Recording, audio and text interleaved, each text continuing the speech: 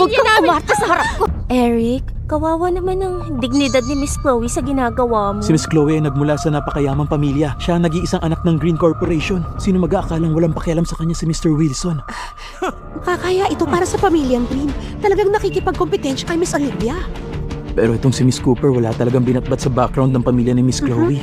Makokontento kaya si Miss Chloe na maging pangalawa lang? Mukhang sisirain ni Miss Chloe ang pag-iibigan nito. Mahirap ang sitwasyon ni Mr. Wilson at Miss Cooper. Gusto ko, maghihiwalay silang dalawa. Ha?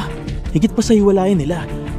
Kung magagalit si Miss Chloe, pwede niyang i-bankrupt ang mga pamilya nila. Bankrupt? For sure yan. Loka. Chloe Green!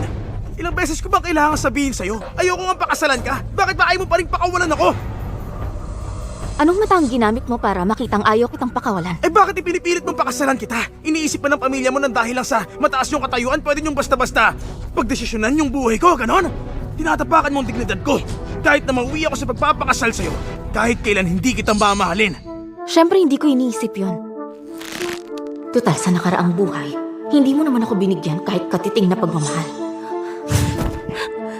Miss Chloe, handa ako magparaya para sa inyo ni Eric. Hinihilig ko lang na huwag mo targetin ang mga Cooper o ang mga Wilson. Gagawin ko lahat ng gusto Olivia, mo. tumayo ka dyan! Huwag mo siyang pakiusapan! Miss Chloe, kahit na tunay kami nagmamahalan ni Eric, handa akong isuko siya para sa'yo. Gagawin ko lahat para mahulog ang loob niya sa'yo. Makiusap maawa ka sa mga Huwag pamilya kang namin. umarte sa harap ko.